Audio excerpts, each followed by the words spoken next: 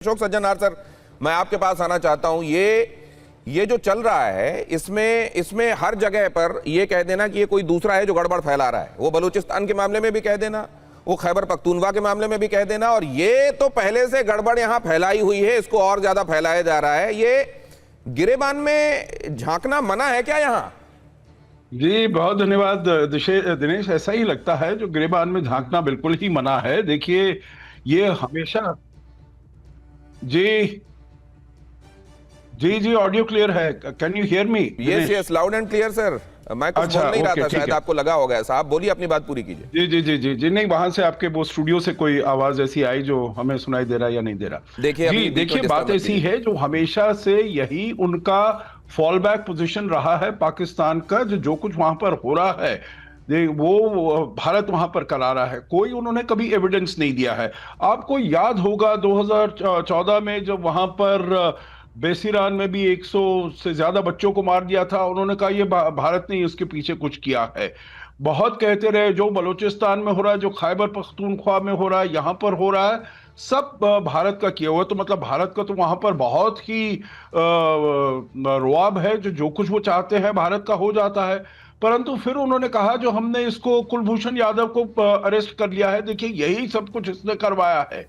अब कितने साल हो गए वो उनके हिरासत में पड़ा हुआ है, परंतु वहां पर तो कोई खत्म नहीं हुए ना, ये सब चल रहे हैं वहां पर।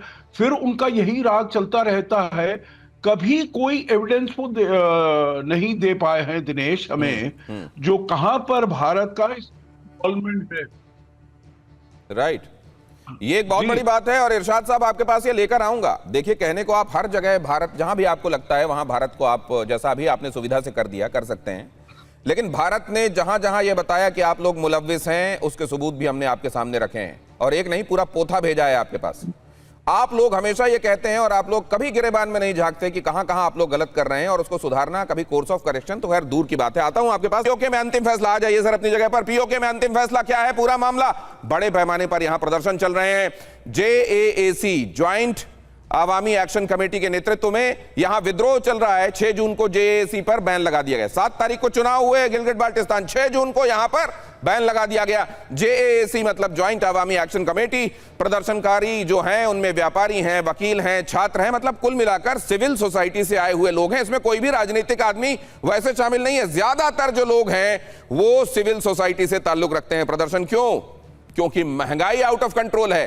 प्रदर्शन क्यों? क्योंकि भ्रष्टाचार चरम पर है। प्रदर्शन इसलिए क्योंकि कश्मीरी शरणार्थियों के लिए रिजर्व 12 सीटें खत्म करने की मांग की जा रही है। कहा जा रहा है कि इनको लाकर 12 हमारा पूरा गणित बिगाड़ देते हैं। अगर किसी को चुनते भी हैं तो उसके इससे पूरा परम्यूटेशन कॉम्बिनेशन अपने पक्ष में कर लिया जाता है। और यहां पर देखिए किसकी क्या दलील है। प्रदर्शनकारी कह रहे हैं हम शांतिपूर्ण प्रदर्शन कर रहे हैं। पाकिस्तान सरकार का कहना है जेएसी हिंसा भड़का रहा है। प्रदर्शनकारी कह रहे हैं पुलिस ने गोलियां चलाई हैं। पाकिस्तान सरकार कह रही है जेएसी आतंकवाद विरोधी कानून के तहत बैन है। प्रदर्शनकारी कह रहे हैं पाकिस्तान हम पर अत्याचार कर रहा है। और पाकिस्तान सरकार जेएसी चुनाव में बाधा डालने की बात कर रही है। यह है स्थिति वहां की। आप जरा यह भी देख लीजिए, पीओके में मुनीर की दमन नीति। क्या यहां दमन किया जा रहा है? और एट्रोसिटीज का और सप्रेशन का पूरा एक सिलसिला है जो चलाया जा रहा है। धारा 144 यहां पर लागू है। किसी भी रैली और सभा पर प्रतिबंध है। यहां लोगों को जुटने पर पाबंदी लगा दी गई है। रेंजर्स, फ्रंटियर कॉर्प्स और पुलिस को तैनात किया गया है। हालांकि रेंजर्स और फ्रंटियर कॉर्प्स को अब फ्रंट सीट लेने के लिए कहा गया है, क्योंकि पुलिस में ज्यादातर लोग कह रहे हैं हम नहीं चलाएंगे अपनों पर गोली। जेएसी का मुख्य कार्यालय सील कर दिया गया है। 7 जून से पीओके में इंटरनेट भी बंद है। पाकिस्तान आर्मी ने पीओके में नरसंहार किया है। रावलकोट शोक सभा में गोलीबारी की है। 20 से ज्यादा लोगों की मौत की खबर है। 100 से ज्यादा लोग घायल हैं।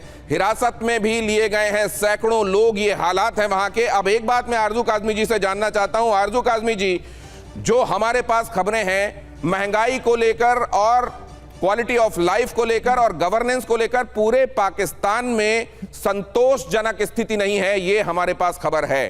क्या ये अंदेशा भी है कि इन जगहों से शुरू हुई ये बात मेनलैंड पाकिस्तान में हड़कंप मचा सकती है?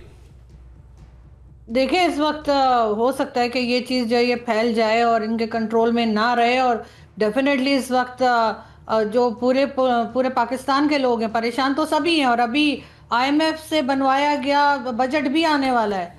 तो इसलिए भी लोग जो है वो परेशान हैं। और जो कुछ आज़ाद कश्मीर में चल रहा है, ये तो बहुत अरसे से चल रहा है, ये तो मीडिया पर अब आया है, या कह लीजिए कि आप लोगों ने अभी नोटिस किया जब बात बहुत हाथ से निकल चुकी है इनके, वरना ये सिलसिला तो बहुत अरसे से। लेकिन बाकी पाकिस्तान में भी कुछ इसी किस्म के हालात हैं कि लोग परेशान हैं, लोग, महंगाई बहुत है, लोग अफोर्ड नहीं कर पा रहे हैं। और जो बजट बनाए जाते हैं पाकिस्तान में, वो IMF का डेलीगेशन आता है और वो जो डिक्टेशन देता है उसी के अंडर ये बनाते हैं। तो जाहिर है फिर तरह तरह के टैक्स भी लगाएंगे और भी कई तरह की प्रॉब्लम जो है वो आम आदमी को देखने को मिलेंगी।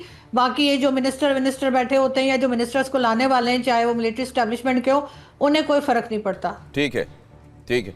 मैं एक बात जरूर इरशाद जी के पास दोबारा जाकर समझना चाहता हूं। इरशाद जी, अगर ईमानदारी से बात की जाए, आप जानते हैं कि किस तरीके से लॉन्च पैड टेररिस्ट के दूसरी जगह पर जाकर वहां पर उठापटक मचाने के लिए कैसे चलाए जाते हैं POK में। वो हैं टेररिस्ट, उनके ऊपर कार्रवाई करने के बजाय उनको फलने फूलने का मौका देना। वो लोग जो वहां के रहने वाले हैं अपने लिए कह रहे हैं हमारे लिए बेहतर अवसर मुहैया कराए जाएं, हमारे रिसोर्सेस लूटकर दूसरों को प्रॉस्पर ना किया जाए और हमारे लिए ये मुश्किल स्थितियां ना खड़ी की जाएं, उनके ऊपर अत्याचार किया जाना, क्या ये सही तरीका है? ईमानदारी से बताइए। आपको मैं अर्ज करूं, देखिए दिनेश जी, पहले तो मैं अर्ज ये करूं बड़े एहतराम के साथ आपसे कि ये जो एक्शन कमेटी का चेयरमैन बना हुआ, ये है कौन, इसकी हैसियत क्या है, इसकी वैल्यू क्या है? ये अपने कश्मीर के लोगों को आग भड़काने की कोशिश कर रहा है, कश्मीर को तबाह करने की कोशिश कर रहा है। पहले तो ये जहन में रखिए कि इसकी कोई वैल्यू नहीं है, इसने बरगलाया हुआ है कश्मीरियों को, शरीफ लोगों को।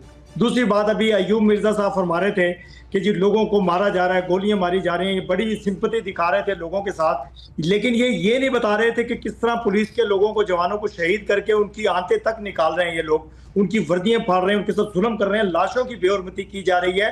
मेरे पुलिस के जवानों की और मेरे फौज के जवानों की जो इनके हाथ में आए, उनको इन्होंने किस तरीके से दरिंदगी के तरीके से उनको शहीद किया।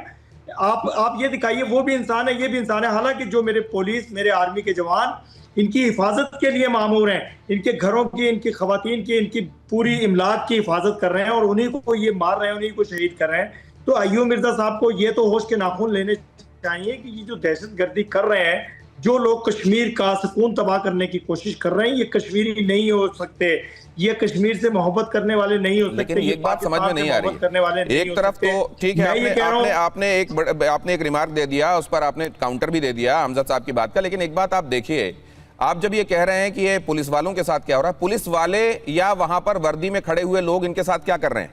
दूसरे, आप उनको पूरी तरह रिजेक्ट कर रहे हैं, आप उनकी बातें सुनने के लिए एक तो तैयार नहीं है, और जो उनको लीड करने वाला है आप कह रहे हैं ये एनार्किस्ट है।